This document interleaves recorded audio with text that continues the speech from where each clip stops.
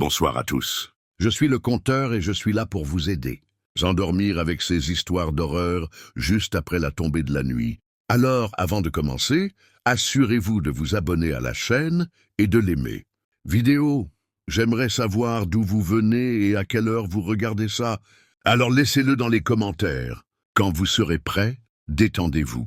J'ai travaillé comme manager dans ma salle de sport locale. Celle située dans un immeuble de 2 étages, avec le bureau et la réception en bas, et tout le reste, les machines, les vestiaires et les salles de bain au premier étage sol. Mon travail consistait plus ou moins à maintenir tout en ordre, à nettoyer après clôture, préparer tout pour le lendemain et, si quelqu'un a oublié quelque chose, déposez-le au bureau, pour ne pas le perdre. La plupart des gens oubliaient des choses courantes, comme des serviettes, des bandanas, parfois même leur portefeuille, dans leur hâte de rentrer chez eux. Et regardez, la vérité c'est qu'ils me payaient bien et je ne me suis jamais vraiment soucié de l'argent.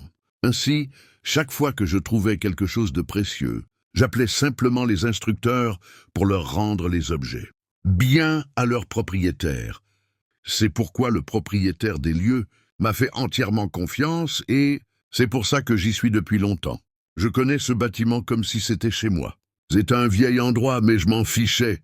C'était mon travail, et je le faisais avec plaisir. Un jour, alors que je commençais à tout préparer pour la clôture, mon patron m'a appelé chez lui, bureau. Il m'a dit qu'ils allaient faire des rénovations et que tout au long de la semaine, la salle de sport allait fermer l'année prochaine. Il m'a demandé de venir avant vendredi dernier, faire un grand ménage, ainsi qu'une sorte d'adieu avant que tout recommence. Ça ne me dérangeait pas du tout. De plus, cette semaine-là serait libre pour moi. Alors j'appréciais l'idée d'avoir quelques jours de congé. Vendredi soir, alors que la salle de sport était déjà fermée et que tout le monde était parti, je suis entré comme d'habitude pour finir de tout préparer. Ce jour-là, en plus, il avait beaucoup plu piché. Au rez-de-chaussée, des traces de pas boueuses étaient visibles partout et l'odeur, l'humidité mêlée à la sueur, était vraiment pesante. Sans plus attendre, j'ai commencé à nettoyer le sol, fredonnant une chanson de Dua Lipa, qu'il écoutait au moment où la foudre a frappé à proximité. La détonation était si forte qu'elle a fait trembler les vitres dans leur cadre. J'avais presque fini de nettoyer le rez-de-chaussée quand soudain, ils ont éteint toutes les lumières. J'ai regardé le temps qui s'était encore dégradé. Effrayant, mais j'ai quand même continué mon travail. J'ai allumé la lampe de poche. J'ai attrapé le produit de nettoyage et j'ai continué ma tâche dans la salle de sport. Ce qui s'est passé ensuite m'a déstabilisé. En entrant dans le couloir, un sentiment très étrange m'envahit. J'avais vraiment l'impression de ne pas être seul dans cette situation. En droit, quelque chose d'étrange se produisait. La foudre continuait d'illuminer les fenêtres du salle de sport et bien sûr, il se reflétait aussi dans le couloir grâce à la porte vitrée. Et juste dans cette lumière clignotante, j'ai vu de longues empreintes de pas marquées dans la boue qui... Ils partirent des escaliers et se dirigèrent droit vers la porte vitrée. Il était clair que quelqu'un avait... J'étais entré, mais je n'étais pas ressorti. J'en avais des sueurs froides. Un instant, j'ai pensé d'appeler la police. Mais j'ai ensuite décidé qu'il valait peut-être mieux garder le silence, au cas où quelqu'un serait là, alors qu'il commençait à se diriger vers l'entrée du gymnase. Un éclair, tout s'est à nouveau illuminé et ce que j'ai vu était paralysant. Là, jetant un coup d'œil derrière la porte de verre, il y avait une tête. Ce n'était pas n'importe quelle tête, c'était un visage pâle, très maigre, avec des cheveux mouillés et une apparence très usée. Il se tenait là, me regardant avec des yeux ouverts, mais très vitreux, comme s'il ne savait pas quoi faire, ou s'il était en train de décider, s'il devait se jeter sur moi ou disparaître dans le agir. Pendant quelques secondes, aucun d'eux ne bougea. Puis, lentement, cette tête a commencé à sortir de derrière la porte, mais la porte ne s'est même pas ouverte. Seul ce visage est resté là dans l'ombre, à la lumière des éclairs qui continuaient d'illuminer les lieux. Les vêtements qu'elle portait, il était vieux et trempé, une énorme veste militaire usée aux manches et des bottes couvertes de boue.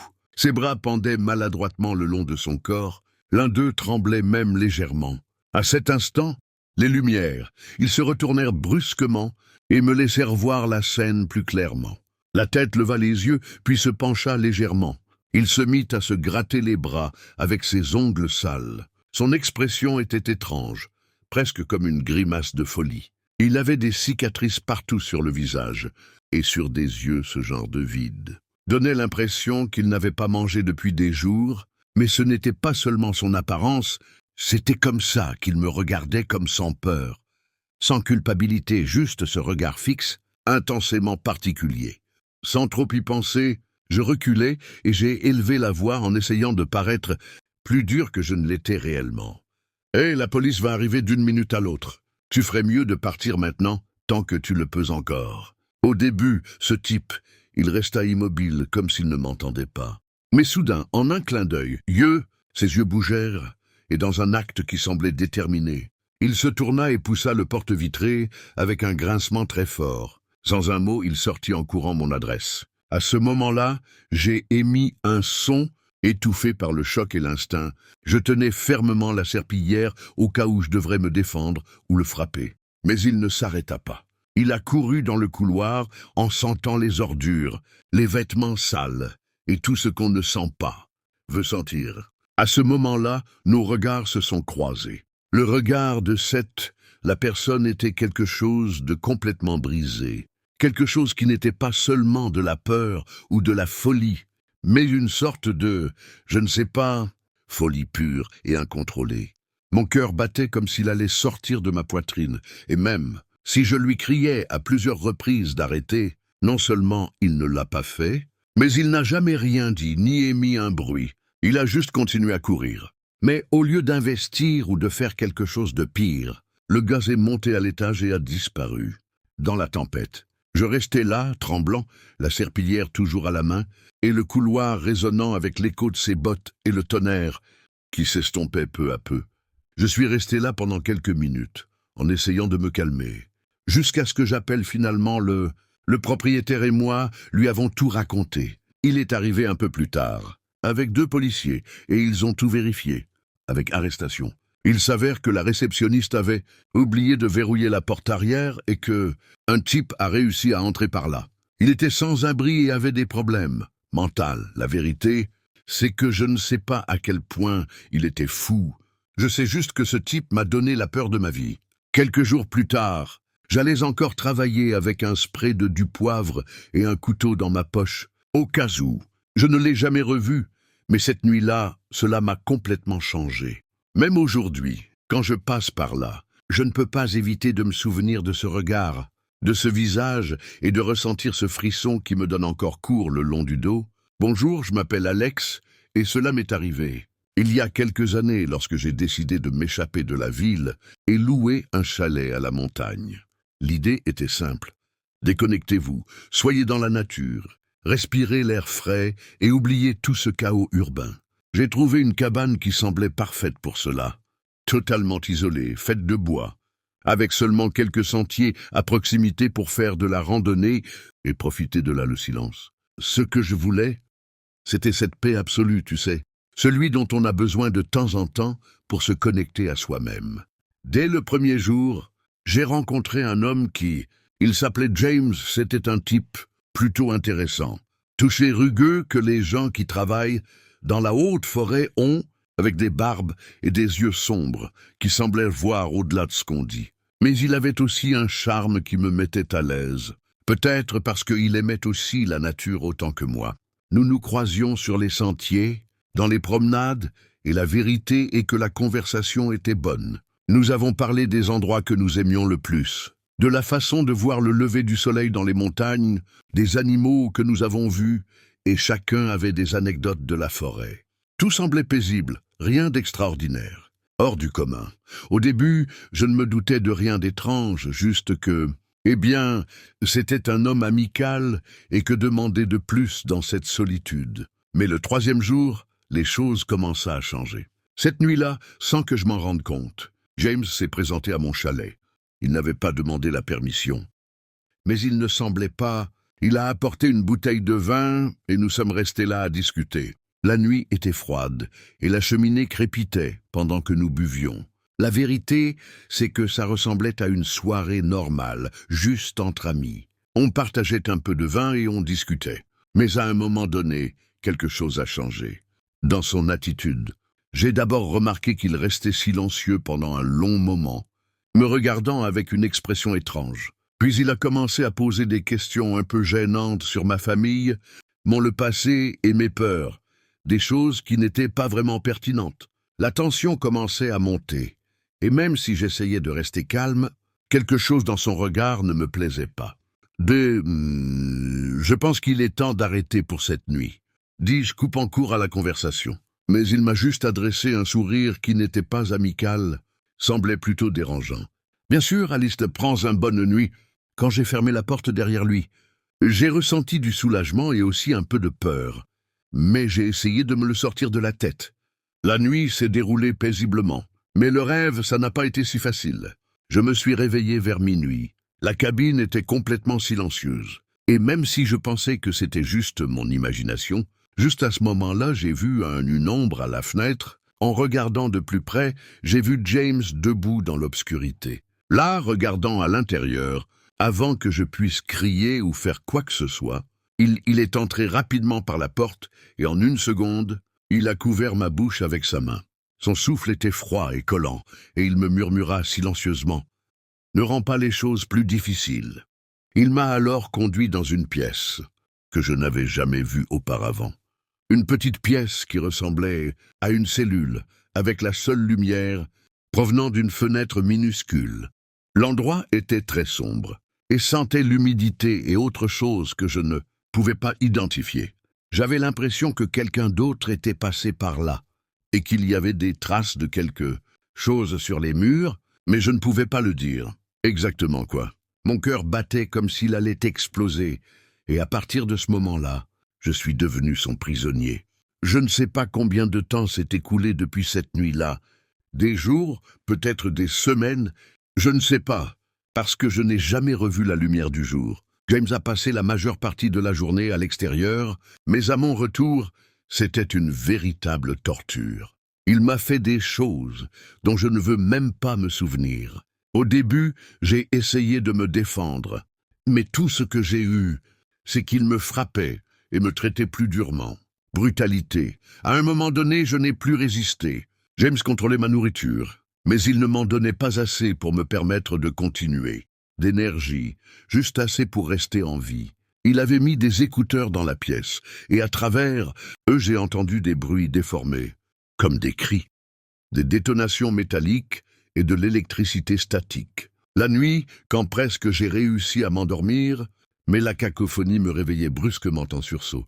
Je me suis bouché les oreilles, tremblant, et les larmes coulaient sur mon visage. La nuit devint éternelle, et dans l'obscurité totale, les ombres semblaient bouger et former des figures horribles, qui n'étaient même pas là.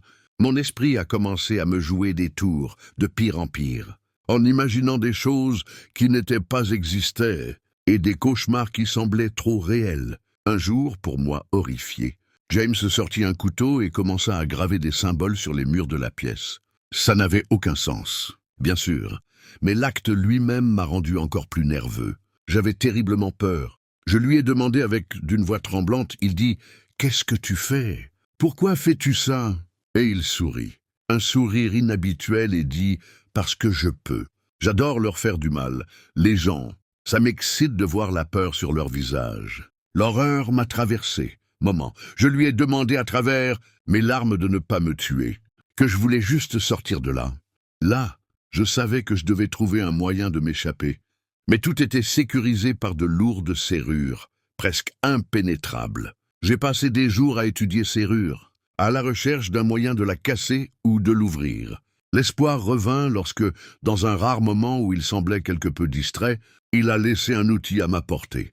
Je l'ai attrapé de toutes mes forces. J'ai pu, et après un moment qui m'a semblé éternel, j'ai réussi à le transformer en couteau improvisé. Ce soir, avec les bruits de distorsion qui résonnent encore dans ma oreille, j'ai travaillé sur le couteau que je façonnais en fait en secret. Mes mains tremblaient, je ne pouvais pas arrêter de trembler, mais je n'ai pas abandonné.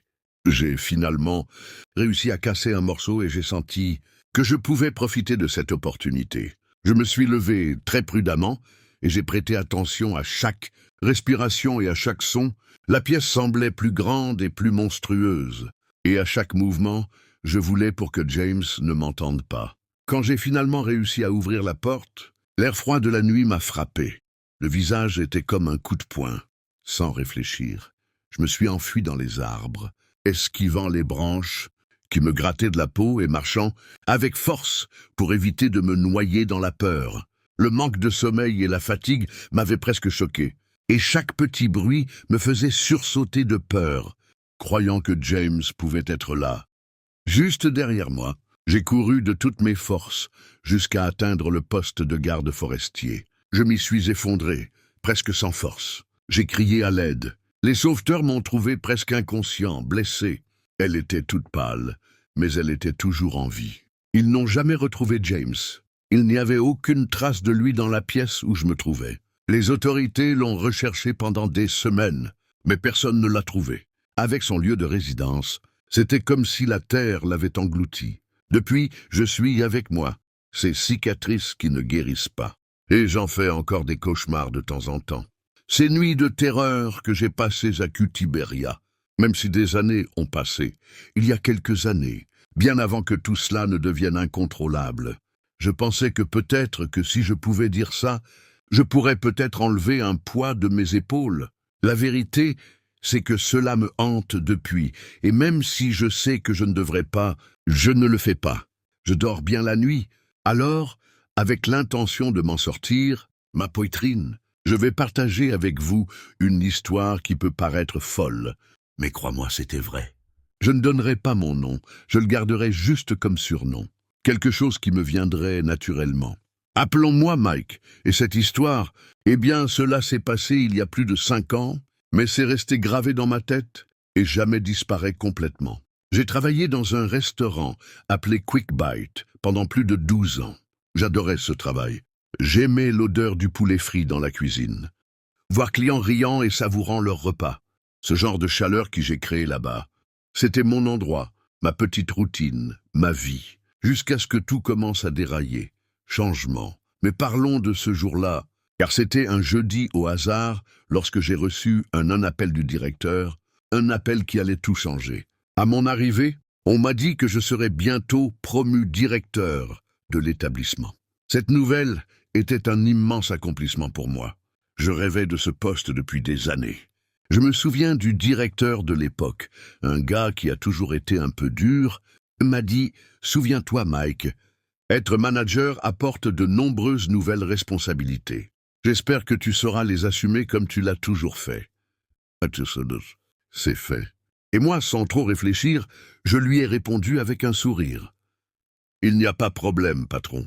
Je sais que je peux gérer ça et plus encore. » Mais sa réponse ce soir-là était un peu « il fera plus froid ». J'espère bien, car ce ne sera pas facile. C'était la dernière semaine avant que je sois officiellement nommé au poste. On m'a assigné les quarts de nuit. C'était le plus ennuyeux et le plus solitaire. Mais à ce moment-là, tout a changé. Complet, car à cette époque, certains détails étranges ont commencé à apparaître. Avez-vous déjà rencontré ce genre de personne qui semble vous regarder tout le temps, même si vous ne faites rien? Rien d'étrange. Eh bien, ça a commencé à m'arriver avec un gars qui venait toujours au restaurant. C'était un enfant, pas plus de 10 ans, avec un adorable visage, potelé et avec des joues qui donnaient envie de pincer. Il avait l'habitude de rester debout tard, comme s'il ne voulait pas rentrer à la maison. Quelque chose en lui disait qu'il n'aimait pas sa vie dans cette maison. Il m'a dit un jour que ses parents se disputaient tout le temps et disaient qu'ils ne l'aimaient pas, que chaque fois qu'ils lui donnèrent de l'argent pour manger, il préférait « venez dans notre restaurant » au lieu de vous retrouver dans ce chaos. J'ai aimé le gamin. En vérité, c'est parce que je comprenais ce qu'il traversait. Alors, pendant mon temps libre, je restais toujours avec lui, à discuter et à manger ensemble. Le plus étrange, c'est que le garçon, il se léchait les doigts après avoir mangé. Et moi, qui aime plaisanter, je lui disais toujours que Tim, c'était bon à s'en lécher les doigts, et tu vas t'en lécher les doigts. Et il répondait toujours avec un sourire, « C'est tellement délicieux que je ne peux pas m'en empêcher. » Un jour, lors de la 2e garde de nuit, juste au moment où je commençais à m'habituer à cette routine, Un gars portant un sweat à capuche est entré. Je ne pouvais pas voir son visage, juste sa silhouette. Mais il y avait quelque chose d'étrange chez ce type, quelque chose qui, il ne pouvait pas le décrire, quelque chose qui lui fit dresser les cheveux sur la tête. Il alla droit au comptoir et demanda un seau de poulet. Quand je suis allé à table pour le servir, il m'a regardé à voix basse et profond et a lâché « Est-ce que ce sont ceux-là qui sont bons à s'en lécher les doigts ?» J'étais vraiment choqué, je n'avais jamais rien entendu de tel de ma vie. Ai-je répondu, un peu nerveux. « Bril, en paix, je suppose. » Et il a lâché. « Ouais, c'est ça. Ce sont eux qui sont à s'en lécher les doigts. Je n'en ai pas besoin d'autres. » C'était comme un coup de poing dans l'estomac. La façon dont il l'a dit, si calme, si sérieux, m'a mis mal à l'aise. Immédiatement, j'ai essayé de sourire avec effort et j'ai répondu « Ouais, ceux-là sont à s'en lécher les doigts. » Il ne dit rien d'autre. Il resta planté là. Il me regardait en silence, comme pour évaluer quelque chose. Puis il s'est mis à manger, silencieusement, sans rien dire. L'atmosphère du restaurant devint mal à l'aise, très tendue. Je suis retourné au comptoir, le cœur serré, martelant et mes nerfs à vif. Quand il eut fini son repas, il se leva et quitta les lieux aussi silencieusement qu'il était entré, ne laissant que cette étrange sensation dans le l'air. Les nuits suivantes, l'histoire se répéta. Le même homme entra et demanda de même. Il s'assit à la même table et resta jusqu'à ce qu'il ait mangé en silence. Même heure, mêmes gestes étranges. Mais je pensais que c'était peut-être juste un homme. Bizarre, quelqu'un qui aimait juste faire peur, ou je ne sais pas. Peut-être qu'il était juste très piqué jusqu'à la dernière nuit, juste avant que je devienne manager officiellement. Cette nuit-là était mon dernier quart de travail régulier, et, pendant que je travaillais, j'ai décidé de sortir 1 minute pour sortir les poubelles. À mon retour, le restaurant ressemblait à vide, comme si tout le monde était parti en quelques secondes, mais non. Il n'y avait personne dans le table ou à l'entrée. Je pensais que c'était une blague, que quelqu'un avait peut-être « je suis sorti par la porte de derrière », mais non. Quand j'ai soigneusement jeté un coup d'œil à travers la cuisine, c'est là que les choses sont devenues surréalistes. Là, dans la cuisine, il y avait un gars avec un capot debout devant le grill, sifflant une mélodie étrange. Je ne pouvais pas voir son visage, mais je pouvais sentir qu'il y avait quelque chose de très étrange chez lui. Je lui ai demandé en tremblant « Que fais-tu ici ? Où est le cuisinier ?» Et cette voix basse et mystérieuse, la même que j'avais entendue auparavant, me répondit « Ton tour est terminé. Maintenant, c'est mon tour. » Je me suis figé un instant. Je comprenais ce qui se passait. Et puis, très nerveusement, je lui ai dit « Hé mon pote, tu ne travailles pas ici et tu ne peux pas être dans la cuisine, s'il te plaît. Va-t'en. » Mais le gars m'a simplement ignoré et a continué à cuisiner comme si de rien n'était. C'est à ce moment-là que quelque chose en moi s'est soudainement enflammé. J'ai réalisé que je ne pouvais pas laisser continuer comme ça. Sans réfléchir, j'ai essayé de le traîner. Poussez-le, sortez-le de là. Mais c'était un gars énorme et il avait l'air très dangereux. Puis, dans mon désespoir, je l'ai vu sortir quelque chose de sa poche. C'était un pot, et à la façon dont il bougeait, on aurait dit qu'il plongeait des doigts humains dans la friteuse. Je n'en croyais pas mes yeux. J'ai commencé à avoir des nausées et, à ce moment-là, j'ai immédiatement reculé. J'ai voulu appeler la police, mais avant que je puisse le faire, j'ai trébuché sur quelque chose par terre. J'ai regardé par terre et j'ai vu le corps de Timmy était brisé en morceaux, ou plutôt, ses mains avaient été mutilées, et tout. Ses doigts étaient coupés. Le garçon dont j'étais devenu ami et en qui j'avais tant confiance gisait là, au sol, mort. À cet instant, mon monde s'est écroulé. En bas, je reculais en hurlant comme un fou à plein poumon. La scène m'a profondément bouleversé. Juste à ce moment-là, la porte de là, le bureau s'ouvrit et le directeur entra, comme s'il avait été là tout à coup, tout le temps. Je ne savais pas qu'il était encore sur place. Sans réfléchir, je lui ai crié « Au secours !» « Ce type a tué ce gamin. Tu dois le faire, arrêtez-le. » Mais à ce moment-là, le directeur a mis une main sur ma bouche et m'a fait taire avec un calme glacial. Et dans ce silence tendu, il a lâché une phrase qui m'a coupé le souffle. « Tu ne veux pas qu'il nous entende, n'est-ce pas ? Puis il se tourna vers ce type avec capuche, qui avait déjà levé la tête et enlevé sa capuche. Et là, alors qu'il croisait mon regard, j'ai vu son visage. Il était couvert de cicatrices. Il ressemblait à un boucher, un vrai fou, et dans ses yeux, il n'y avait que cette folie d'un homme qui savait exactement ce qu'il faisait. C'est seulement à ce moment-là que j'ai compris que tout cela était partie de quelque chose de bien plus sombre. Mon manager, avec un sourire qui ne sentit, m'a regardé et a dit « Monsieur Cornelius, voici notre spectacle du soir. » Et à ce moment-là, l'homme au visage meurtri et marqué, elle leva la main et me tendit une aile, comme si c'était une récompense pour quelque chose. Je l'ai pris sans réfléchir, et quand je l'ai mis dans ma bouche, le goût que c'était quelque chose que je n'oublierai jamais. C'était doux, très doux, et ça m'a profondément touché. À l'intérieur, c'était une saveur qui semblait bonne, trop belle pour être vraie. Et là, dans cette situation de totale confusion, le directeur m'a dit pour que vous essayiez de comprendre ce que signifie une saveur à s'en lécher les doigts. Et d'une certaine manière, je ne pouvais que poursuivre cette folie. Ce jour-là, j'ai accepté ce travail, qui promettait d'en faire le sommet de ma carrière, et au cours de ces 5 années en tant que manager, je n'ai plus vu aucune nouvelle de personne disparue, ou quoi que ce soit d'étrange. Je savais ce que c'était arriver à ces enfants. À ces gens, et au plus profond de moi, je pensais avoir réussi à faire taire cette culpabilité, cette partie de moi qui me tourmentait toujours. Mais dramatiquement, je vois toujours le visage de Timmy, chaque nuit, et peu importe à quel point j'essaye de l'oublier, cette image ne disparaît jamais. Je ne dis pas cela pour susciter la sympathie ou le repentir. Je souhaite simplement que tous ceux qui entendent cela se sentent mieux.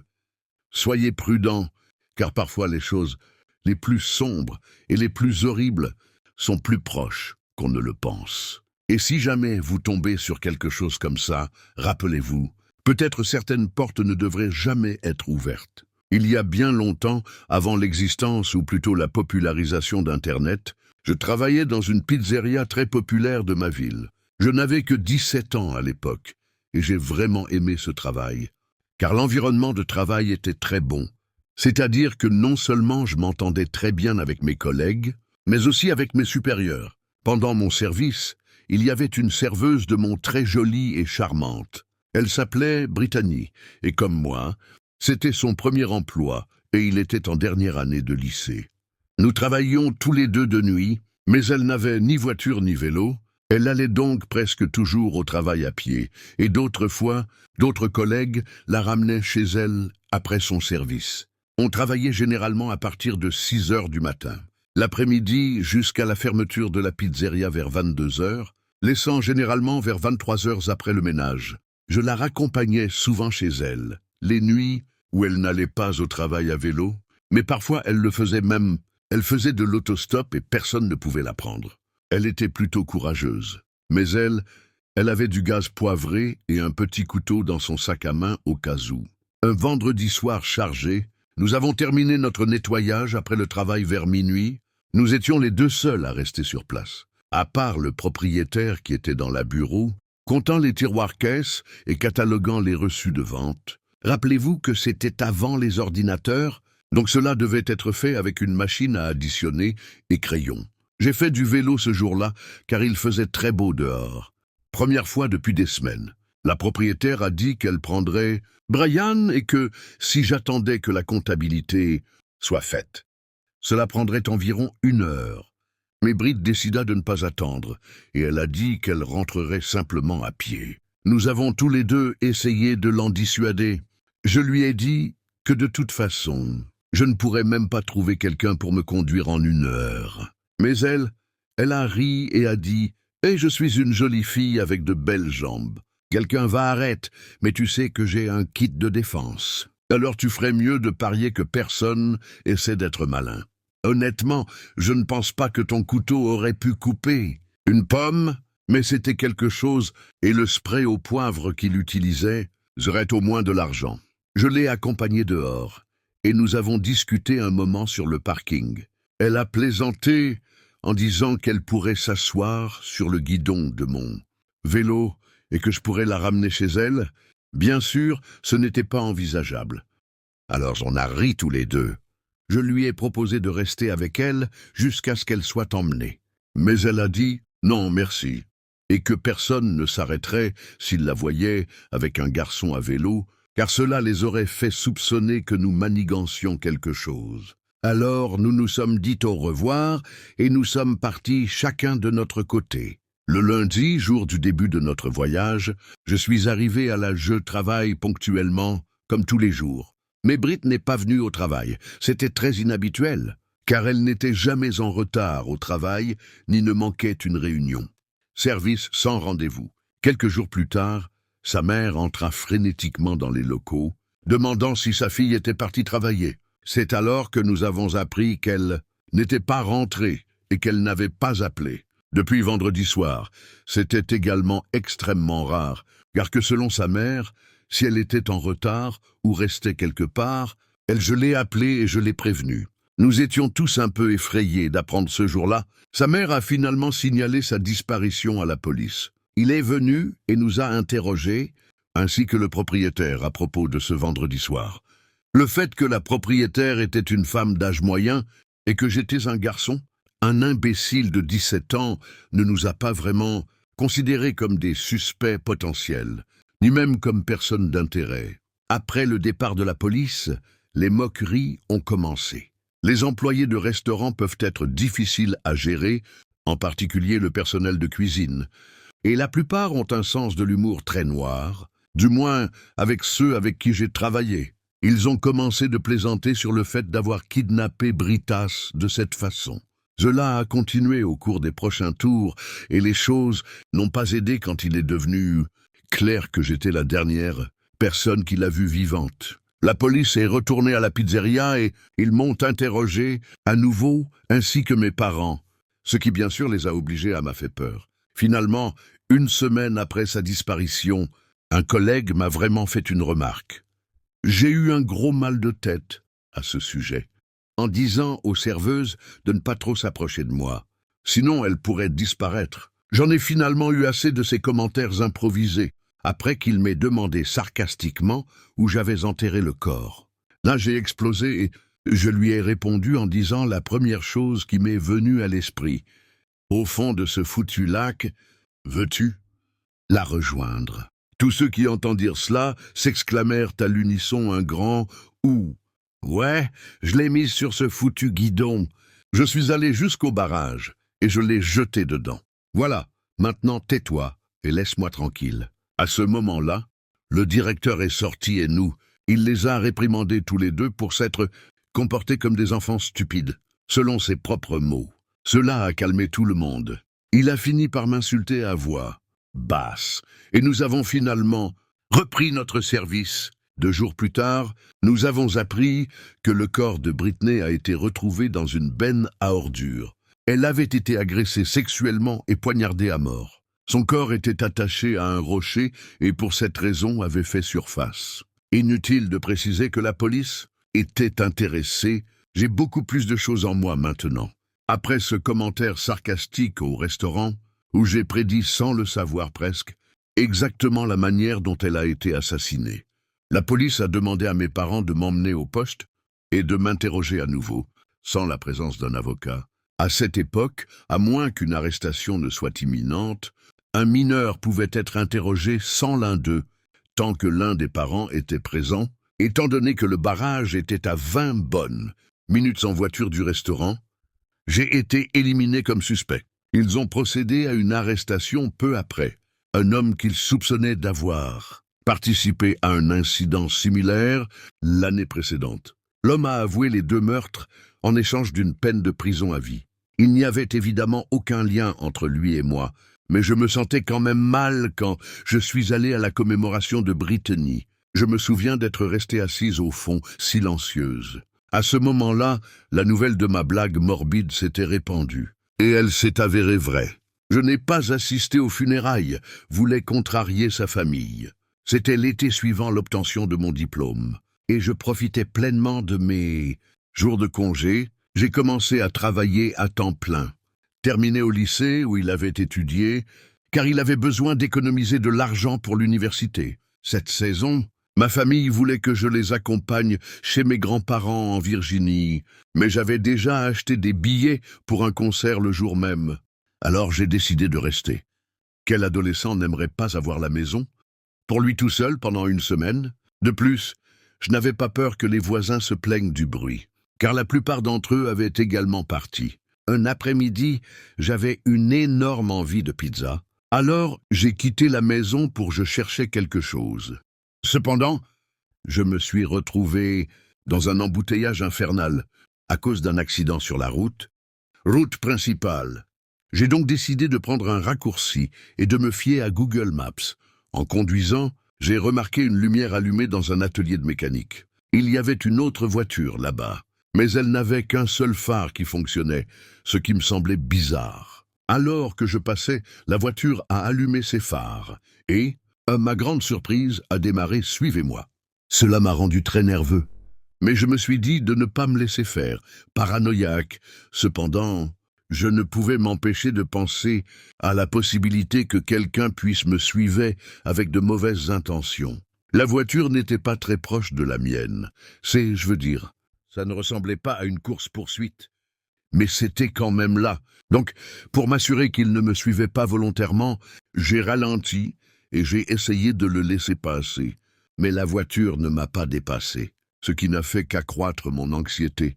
En approchant de mon quartier, Je suis devenu encore plus stressé quand j'ai réalisé que la voiture était toujours derrière moi et pour couronner le tout, j'ai remarqué qu'il ne me restait plus grand-chose de l'essence. Je suis arrivé à un carrefour. Je pouvais faire demi-tour et rentrer chez moi, pendant que cet inconnu me suivait ou continuait et voir s'il me suivait vraiment. La deuxième option était risquée, car je ne voulais pas tomber en panne d'essence, une route déserte, coincé avec ce type qui ignorait tout de ses intentions. Alors j'ai pensé que c'était mieux. Tentez votre chance dans un endroit familier, plutôt que de rester bloqué sur une route sombre et solitaire. Déterminé, je me suis engagé dans la rue et mon cœur s'est arrêté lorsque j'ai vu la voiture avec un seul phare s'est allumé juste derrière moi. À ce moment-là, j'ai cru que tout était perdu. J'ai commencé à m'arrêter dans mon allée parce que je ne savais pas quoi faire d'autre et à ma grande horreur, la voiture suivait chacun de mes mouvements. Maintenant que j'y pense, je pense que j'aurais dû appeler la police. Mais j'étais tellement absorbé par mes pensées et ma peur que cette option, cela ne m'a même pas traversé l'esprit pendant que je conduisais en essayant de semer ce type. J'aurais pu contacter mon père.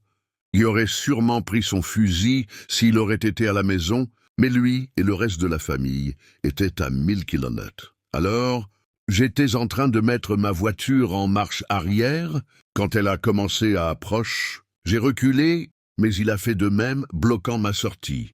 J'ai encore avancé et la même chose, il me suivait. J'ai joué à ce jeu du chat et de la souris à plusieurs reprises jusqu'à ce que, dans un moment de désespoir, j'accélère davantage dans l'entrée. Et j'ai fait demi-tour pour lui faire face. Ils étaient pratiquement dans mon allée et la peur, la solitude et la fureur m'envahirent. J'ouvris donc la porte et sortis, mon couteau à la main, pointant mes phares sur lui, illuminant son visage. J'ai toujours été un peu paranoïaque. Alors, j'avais gardé ce couteau dans la boîte à gants au cas où j'en aurais besoin un jour. J'ai commencé à lui hurler des menaces en tenant le couteau. Espérant qu'il aurait peur. Peut-être qu'il pensait que j'étais une fille fragile ou quelqu'un qui ne s'attendait pas à ce que je réagisse ainsi. Elle s'est peu à peu éloignée de moi, entrée et s'est dirigée vers la rue. Mais ensuite, à ma grande surprise, il s'est garé à côté de la maison d'un voisin, et dans l'obscurité, j'ai vu quelqu'un sortir de la maison. C'est à ce moment-là que ma tête s'est un peu éclaircie, et j'ai décidé qu'il était temps d'entrer et d'appeler la police. Je me suis précipité à l'intérieur, et j'ai composé le numéro, le cœur battant la chamade, tandis que je racontais ce qui se passait. Après avoir appelé la police, je suis allé à la fenêtre avant pour voir ce qui se passait dans les rues sombres de la quartier. Tout était silencieux, et la poussée d'adrénaline que je ressentais auparavant s'estompait, me laissant dans un état de panique grandissant. J'essayais de me calmer, mais juste au moment où je pensais que tout était fini, j'ai entendu des pas courir sur le côté de la maison. Puis un tremblement dans l'une des fenêtres voisines me glaça le sang. Quelqu'un, j'essayais de l'ouvrir de force. La terreur m'a saisi, tandis que le type continuait à courir maison, essayant chaque porte et chaque fenêtre, cherchant un moyen d'entrer. Je savais que tout était verrouillé, mais l'idée qu'il puisse trouver une faille m'inquiétait. Alors, sans hésiter, j'ai couru dans les escaliers et je me suis enfermé. Ma chambre. Là, j'ai composé à nouveau le 911, espérant recevoir une mise à jour sur la situation des officiers. Heureusement, la voix à l'autre bout du fil m'a un peu rassuré en me disant qu'ils étaient dans le quartier et qu'ils arriveraient dans moins d'une minute. Pendant que j'attendais, le gars a commencé à frapper à la porte d'entrée en criant pour que je l'ouvre. Je sentais mon cœur battre à tout rompre et chaque battement était comme un coup de marteau dans mon esprit. Juste au moment où je croyais que tout était fini, pourrait s'effondrer, j'ai entendu le bruit des moteurs dans l'allée. 2 des voitures de police sont arrivées soudainement, et même si j'étais sur le point de perdre mon sang-froid, j'ai regardé par les fenêtres pour voir ce qui se passait. Et à ma grande surprise, l'homme n'a pas tenté de s'échapper. Les officiers l'ont arrêté sans problème, et j'ai regardé pendant qu'il le menottait. Quand je suis sorti pour parler à la police, j'ai vu ce type essayer de convaincre l'un d'eux qu'il n'était pas. Je ne faisais rien de mal, comme si c'était crédible. C'était clair comme de l'eau de roche, qu'il y avait quelque chose de grave chez lui. Il s'avéra qu'il était complètement fou, sous l'influence de drogues et d'alcool, et en répétant que je l'avais volé, ainsi que de nombreuses autres incohérences. La police l'a évidemment cru, et même si nous n'avons jamais su quelles étaient ses intentions en me suivant et en essayant de entrer, compte tenu de son état, ne pouvait pas être une bonne chose. J'étais reconnaissant que les policiers sont arrivés à l'heure. Je savais que je n'aurais plus à m'inquiéter de le revoir, et cela m'a soulagé, au milieu de la folie que j'avais vécue. Ce soir, alors que j'essayais de me détendre, je ne pouvais m'empêcher de penser à ce qui cela aurait pu arriver si je n'avais pas pris les bonnes décisions. Finalement, la peur en valait la peine, et j'ai appris qu'il est parfois préférable d'être vigilant et préparé à tout. C'était un vendredi soir ordinaire. Après une longue journée de travail au bureau, j'ai préparé quelque chose. C'était simple au micro-ondes. J'ai retrouvé des amis et commencé à jouer à Fortnite. Je me suis senti bien dans mon précieux la dernière chaise de jeu que j'avais achetée avec mon dernier salaire, et j'ai mis une boisson à côté de ma table énergique et quelques collations prêtes à rester debout tard pour profiter d'une nuit tranquille. Après tout, c'était vendredi et je n'avais pas à aller travailler le lendemain. Mais alors que je jouais, je ne sais plus à quelle heure, j'ai entendu frapper. Je n'y ai pas prêté attention. J'ai immédiatement prêté attention jusqu'à ce que l'on frappe à nouveau. J'ai prévenu mes amis d'attendre un moment pendant que j'enlevais mes écouteurs et que je me retournais. Quand j'ai regardé ma chambre, j'ai réalisé à quel point elle était sombre. Alors à l'intérieur et à l'extérieur, avec seulement la lumière de l'écran de l'ordinateur illuminant l'endroit. C'est alors que j'ai pu distinguer le visage d'un homme debout, regardant par la fenêtre. Je me suis figé complètement et j'ai ressenti j'avais un nœud à l'estomac. C'était troublant de savoir que quelqu'un m'observait. L'homme a crié quelque chose à travers la vitre, mais j'étais tellement abasourdi que je ne pouvais pas le comprendre. Puis il s'est approché et a répété sa question. J'ai compris qu'il me la demandait. Il me demandait si j'étais Jake ou Jack ou quelque chose comme ça. Je n'avais même pas retenu son nom, mais je savais que ce n'était pas moi. Alors j'ai juste secoué la tête d'un côté à l'autre, et je lui ai dit non. Il s'éloigna lentement de la fenêtre et disparut au-delà de ma cour. Encore un peu abasourdi par le moment bizarre que je venais de vivre. J'ai claqué les stores, et je suis retourné à mon ordinateur pour raconter à mes amis ce qui s'était passé. Au début, ils ont cru, mais quand ils ont remarqué le tremblement dans ma voix, ils ont commencé à me bombarder de questions, ce qui n'a fait que me rendre plus nerveux. Suivant ces conseils, je me suis assuré que toutes les portes étaient bien fermées et que les fenêtres étaient sécurisées. En fait, c'était quelque chose que je n'avais jamais fait auparavant. J'étais vraiment nerveux, mais ils m'ont calmé et nous sommes retournés au jeu. Quelques heures ont passé et honnêtement, j'ai réussi à l'oublier.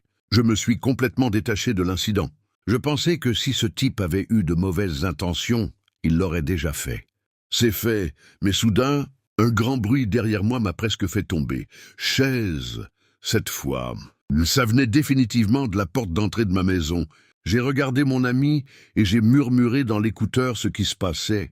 Et il m'a dit d'aller voir qui c'était et que j'ai appelé la police si nécessaire. Suivant les conseils, j'ai marché. Je me dirigeais lentement vers la porte et regardais vers le porche. Il était de nouveau là à m'attendre. Je lui ai répondu. Je l'ai regardé fixement pendant un long moment sans rien dire, et le type regardait sans cesse de côté, comme je regardais quelque chose ou quelqu'un. Je me sentais un peu bizarre.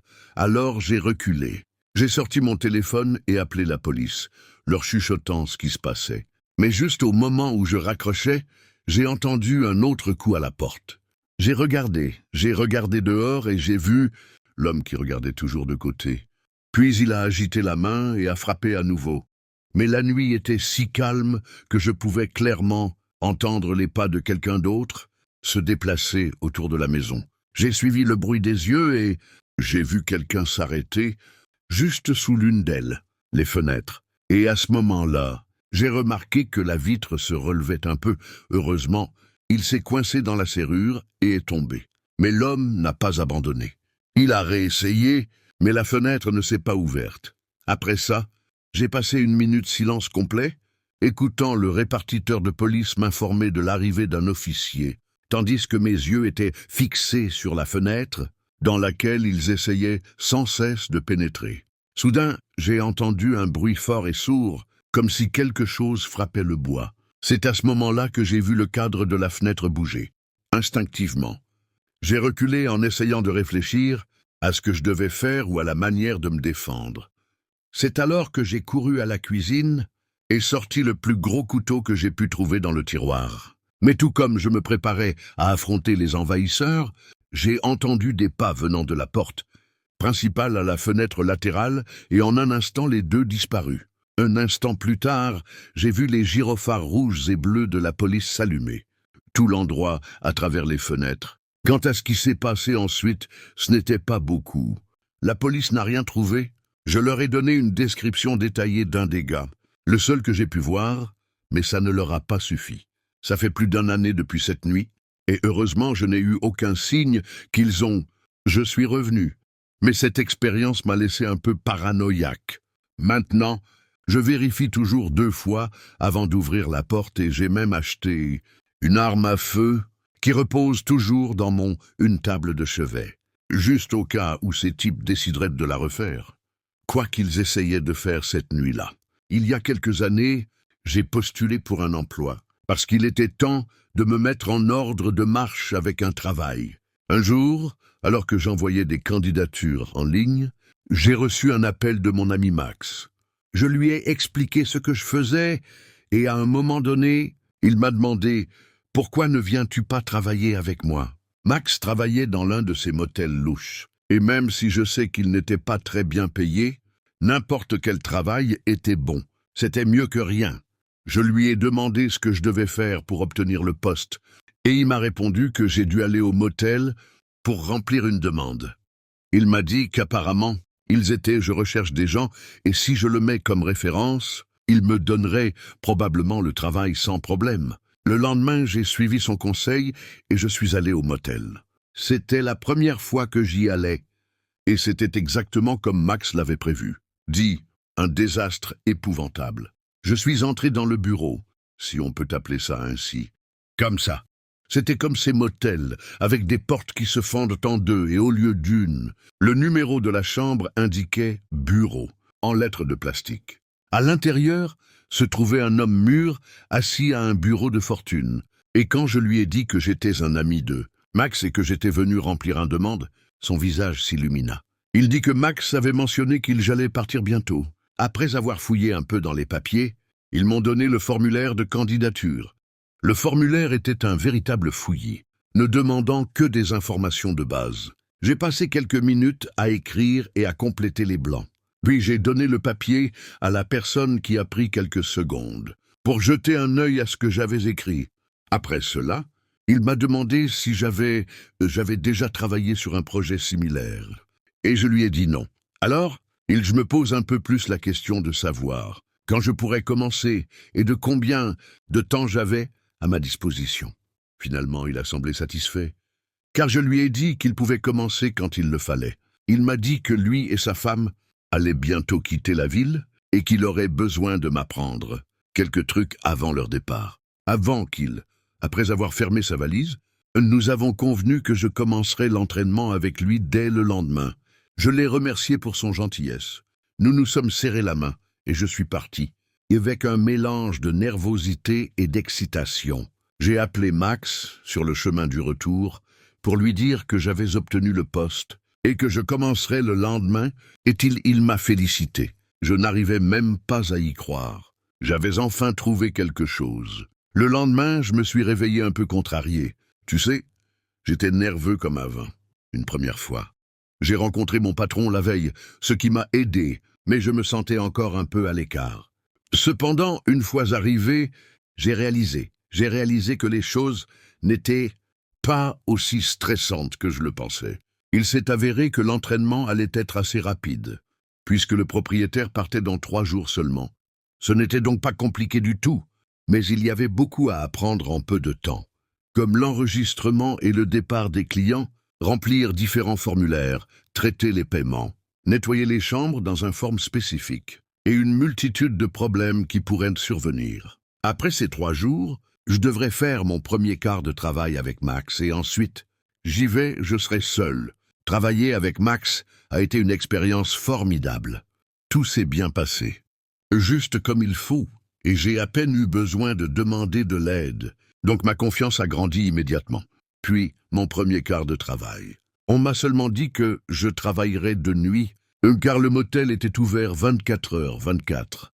Max, il m'a assuré que ces heures étaient les plus calmes, que je devais simplement attendre qu'un invité vienne en demander une chambre. « Ne t'inquiète pas, dit-il. je vais dormir, mais garde mon numéro à portée de main. Alors, appelle-moi si tu as besoin de quoi que ce soit. » La première partie de mon service s'est déroulée dans le calme. Au total, j'étais sur mon téléphone pour tuer le temps jusqu'à environ 2 heures du matin. J'ai remarqué une voiture qui entrait dans le parking. Un type en est sorti et a regardé un peu échevelé. Il commença à regarder autour de lui jusqu'à ce qu'il réalise où se trouvait le bureau, et il s'est tourné vers moi. « Bonjour, monsieur. Puis-je vous aider ?» J'ai demandé. Le type m'a regardé d'une manière étrange, comme s'il essayait de déchiffrer un puzzle ou quelque chose comme ça, avant de finalement libérer une pièce, pour s'il vous plaît. Je lui ai demandé s'il avait juste besoin d'une chambre pour la nuit, et il a hoché la tête. Je lui ai donc tendu un formulaire et lui ai demandé sa carte d'identité et sa carte de visite. Crédit, et il a accepté sans problème. En saisissant ces informations dans le système, j'ai remarqué quelque chose d'étrange du coin de l'œil. J'ai regardé et le type m'a dit « Essayez d'écraser quelque chose qui n'existait pas dans l'air », tourner sur lui-même tout en semblant avoir affaire à un nuage de mouches invisibles.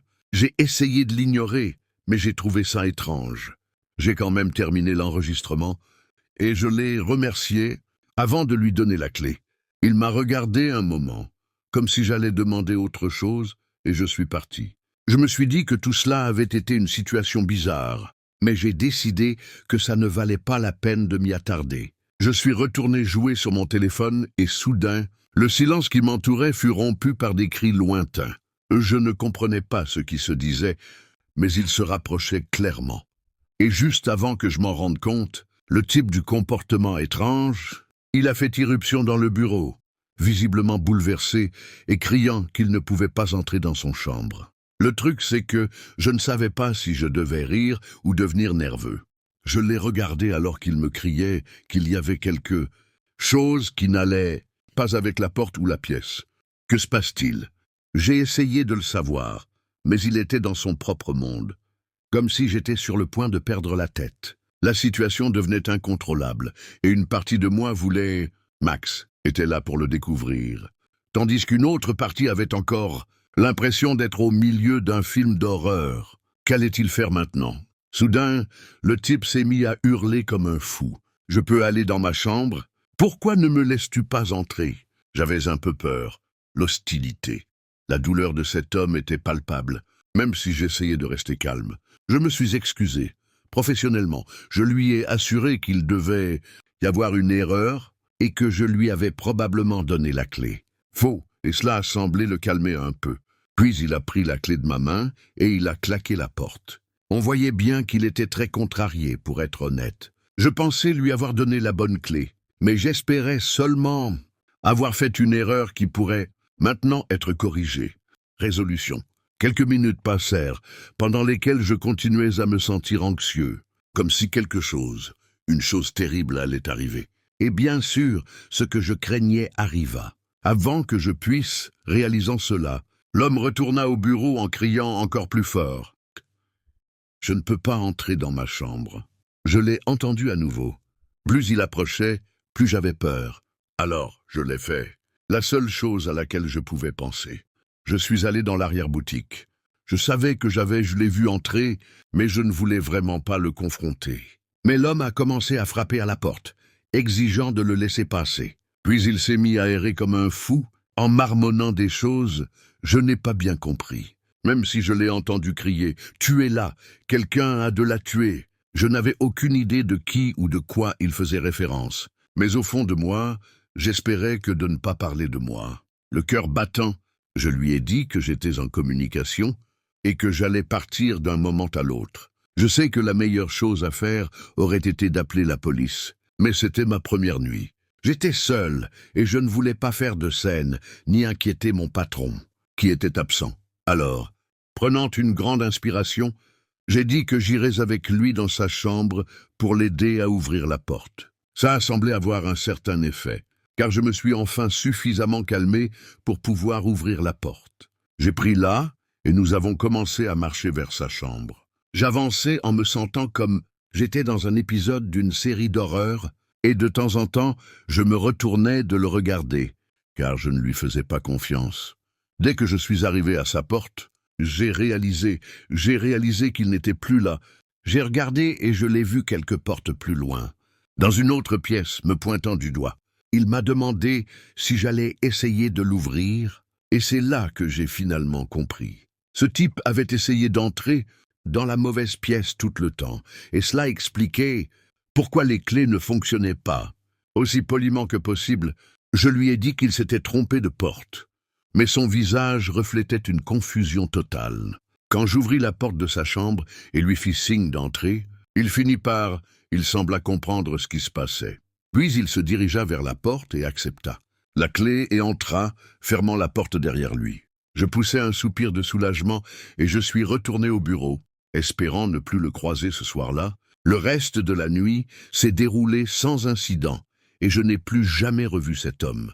Quand je suis retourné au travail le lendemain soir, j'ai découvert qu'il était parti. J'ai travaillé dans ce motel pendant 1 an et j'ai vécu beaucoup d'expériences étranges. Mais cette nuit-là, elle était toujours la plus effrayante. Je n'ai jamais su ce qui lui était arrivé ni à qui elle parlait quand elle criait. Mais ça m'a vraiment fait une bonne frayeur.